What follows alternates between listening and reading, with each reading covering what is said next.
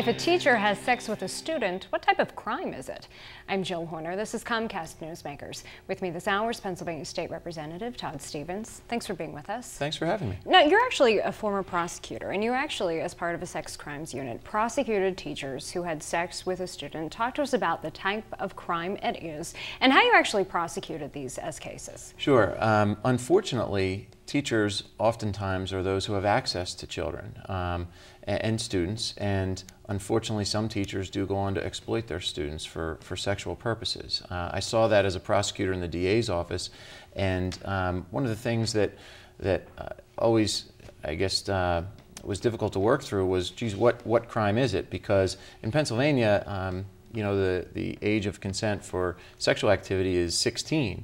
So for the 16, 17, 18-year-old high school student, we had to wrestle with, was it corruption of minors, which is a misdemeanor, and what type of penalty would be associated with it.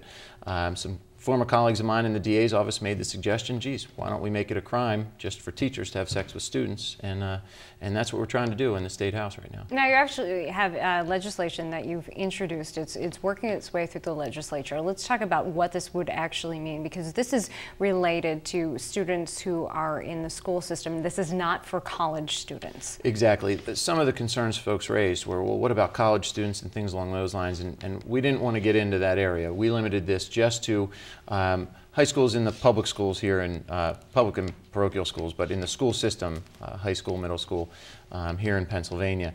And what, in essence, the law that I've proposed says is that it's illegal for a teacher to have sex with a student in the school. It covers other employees at the school too, not just teachers. So whether you are, you know, a janitor or work in the cafeteria, or a bus driver, or any other employee that would come in contact with students, we want to ensure that they know that exploiting students is not appropriate. So let's talk about the type of crime, because as you mentioned, it had been difficult to ascertain what type of crime this had been in the past, because the legal age of consent in Pennsylvania had been 16 years old. Talk to us about what this includes at this point, and if this legislation moves forward. Sure. Currently, the only thing that we could have charged would have been a misdemeanor.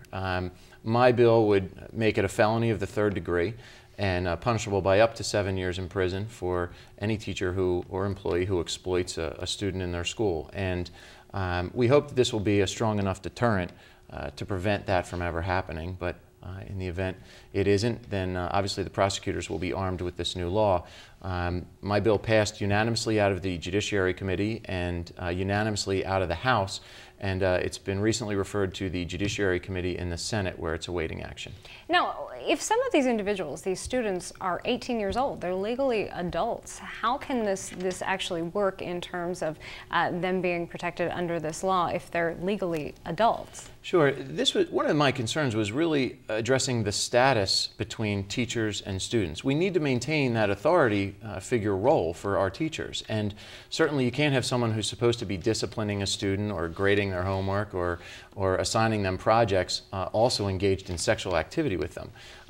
Moreover, think about whether a student would really feel like they were able to say no, or, you know, to not consent to this type of activity when it's an authority figure in their school that is, you know, propositioning them or making advances towards them. So for all those reasons, I didn't think age was nearly as important as the status between the student and the teacher, in maintaining that hierarchy in our schools. And you mentioned that this would be a felony in the 3rd degree. This doesn't actually have applications for Megan's Law. No, it doesn't.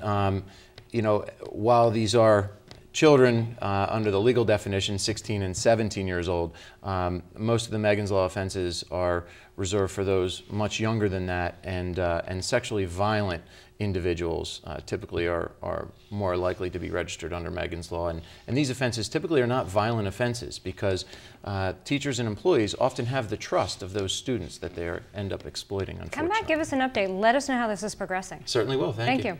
We've been talking with Pennsylvania State Representative Todd Stephens. I'm Jill Horner.